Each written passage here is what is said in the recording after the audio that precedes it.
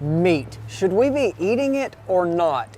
I've gone back and forth, especially with the cancer diagnosis of my son, and looking at, is it good? Is it bad? Came across Kevin and wanted to hear his story from going vegan to pretty much carnivore.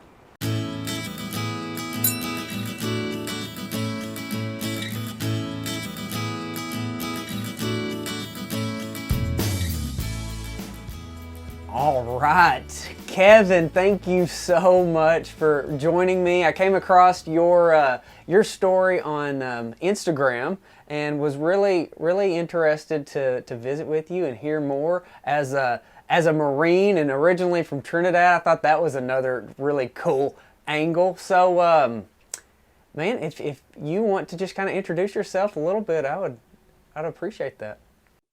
Yes, well, I appreciate you having me. It's kind of was unexpected, right? And so I'm happy for the opportunity to, share my story and talk about, basically just my life, right? And so, like you said, I Yeah. am spent 4 years in the Marine Corps and stationed out of North Carolina, and I have, been struggling with a lot of health issues from really if I'm honest, when I look back, probably stemming from when I was about 19. It just progressively got worse as I got older. And so was looking for answers. The doctors wasn't telling me, telling me much. And so kind of took matters into my own hands with a suggestion from one of my friends about, going plant-based, and saw some results from that, but I still had some other issues, or leftover issues, I should say, that just wouldn't go away, and so that led me to here where we're at now, which is the carnivore diet. That's yes. I can't. I'm ready. I'm ready to get in it. So when you were first having health issues, the first thing you found was just plant based, plant based. Go vegan. Go heavy plant to cure all your ills, right? Absolutely. So that's my experience. That's my experience too. When my little boy was diagnosed with cancer, I dove in, and a lot of the first things I came across were the China study. The documentary Forks Over Knives had a big influence. But I think this is where I really connected with you. I didn't stop there. I wanted to understand, is this really the best approach? Is this really accurate? Because I'm not seeing the results for the people I know that are doing this, right? Like the ones that are hardcore, there are a lot of issues. What issues specifically did you see for yourself on the vegan diet? Well, I'll talk real quick about what went away and then what stayed, right? And so I had arthritis in my shoulders, I had lower back pain, I had erectile dysfunction, blood in my urine, foggy headedness, dizziness, memory issues, and really dry scalp. And for the most part, everything went away except for the foggy head, the dizzy spells, the really dry scalp, and low energy. In the beginning, my energy was up, but then it just slowly started to get less and less and less.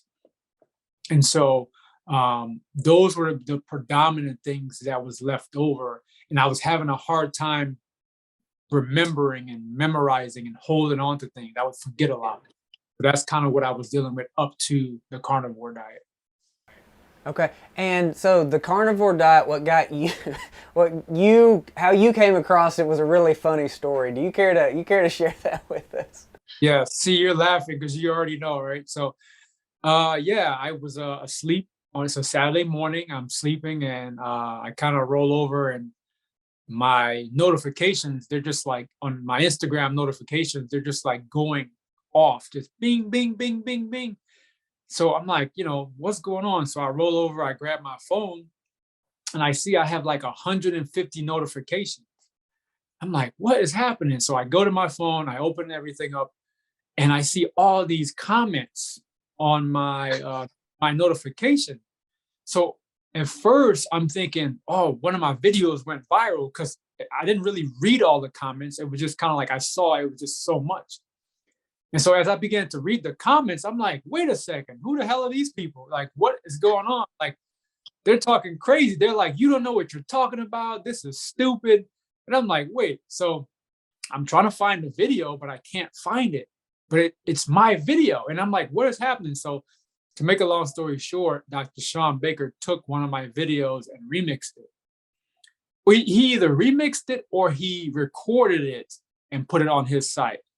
So when I clicked the video, it was like double hearts, double likes, double, like you can see both of everything. And I'm like, this was the first time something like this had ever happened.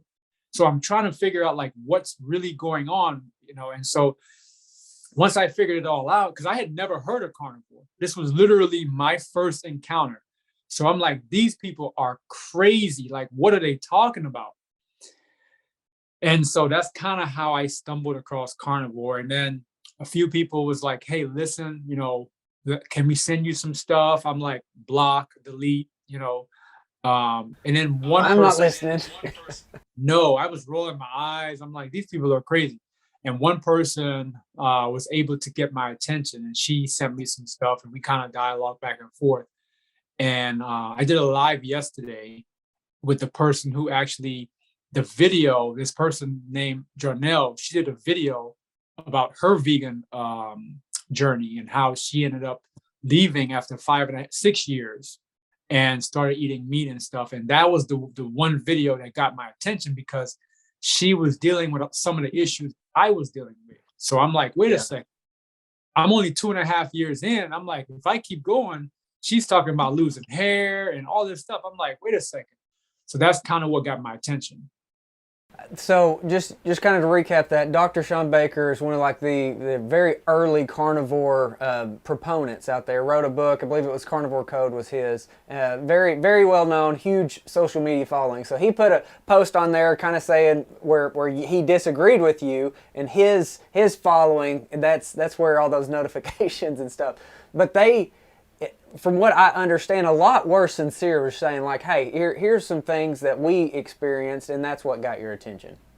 Yeah, because at first I thought they were attacking me because, like I said, I'm like 100%. All I'm teaching is about plant-based, and so I'm making videos. I'm helping people out change their diet. So this is like all I'm into. And then they're telling me that I don't know what I'm talking about, and I'm like, no, you don't know what you're talking about. Social media wars, the social media wars. All right, so what were the first things that you started adding? How did you transition a little bit to where you started adding meat or dairy, or what are your top foods that you added? So initially, I just went all in. I had my first meal was steak and potatoes. I ate some steak and I ate some more steak, and I felt really well. And then I just kept, I added chicken, I added eggs. And so currently, the bulk of my diet is steak, eggs, chicken, and that's pretty much it. I do some milk. Well, I drink milk every day now. I'm in love with the non-pasteurized milk. I'm in love with it. I'll eat some ice cream every now and then, some bread here and there, but for the most part, it's just it's beef. So you're a lot more meat-based than you would say strictly a carnivore. And I feel, my gut really says that that's probably the best approach for most people. I know there's some great success stories. I had a friend who massive health problems, and the absolute only thing that helped him was, a strict carnivore. And so that's really what piqued my interest into this, and how I started looking into Dr. Baker and Paul Saladino and a lot of the guys, Liver King, all that world. What are your preferred methods of sourcing foods?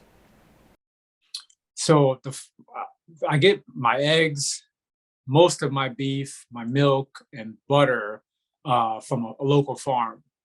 And I use this grocery store sometimes when I'm in a crunch, or when because buying, depends on where you live at. It's a little bit pricier to go to the farm, and so for the most part, I go to the farm. When I can't get to the farm, I'll go to the grocery store and get what I need.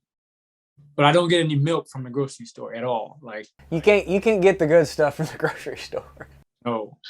What are the top three foods that you avoid?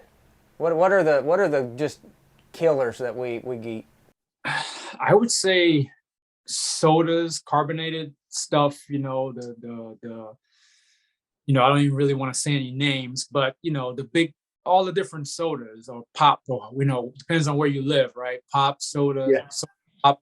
I would say a lot of the deli meats, the rices, the pastas, the oils, the seed oils, like those are big. Those are bad. Yes. Yeah, that one's been really, really eye-opening. I think the more we dig into that, the worse that those actually are.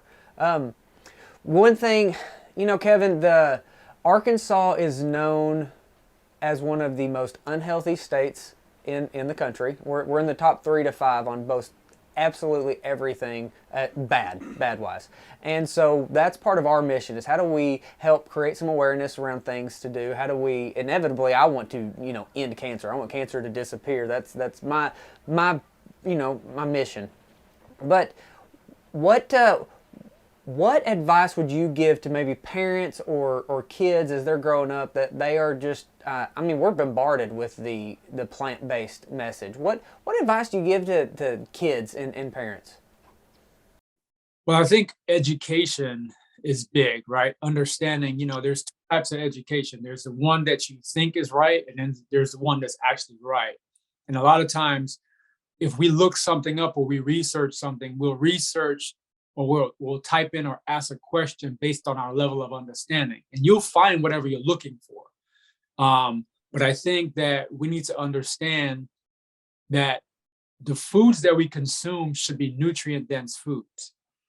And the foods that we consume, we should be getting our nutrients absorption from our small intestines and not our colon. And I think that's the big misconception that most people think that you eat and it's food. But a lot of the foods that we eat bypasses our small intestines and goes to our colon. Our small intestines is the single only organ that absorbs nutrients into the blood. That's where the nutrient absorption happens. If it goes to your colon, it's pretty much waste. And the colon is the last resort for extracting a little bit of nutrients, but that's it. Once it makes it to the colon, it's over. So if you're eating foods that go to the colon, that's a recipe for sickness, disease, and malnutrition. It's a lot of where you get a lot of the fermentation and gas and everything that happens. So as far as athletes, is there anything specific that you would say, heed this advice? Like if we could tell our younger selves, we're getting ready for, track season and football, what would you tell them to eat? I would say the same thing. I remember myself, I ran track in high school, and if I was eating the way I ate now, I would probably be an absolute monster because I was pretty good. I really was, but I was knowing what I know now, I was severely nutrient deficient. And I know, so I would say once again, you want to eat foods, you want to look into understanding how food and nutrient absorption is important. And so you want to eat your beef, your steak, your eggs, your milk.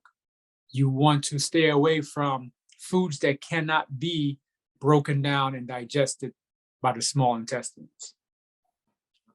I think that's beautiful. Well, I think I've come around from being, we removed meat from Lander's diet very early on in the diagnosis process, and we've come circle. I think quality matters a whole lot. How the animals are raised, I think, matters extremely a lot. And so it's just about learning. I think it's about asking real questions and not believing any dogma, whether it's carnivore or whether it's plant-based or political, whatever. Just saying, hey, is this working or is it not working, and trying to find genuine solutions.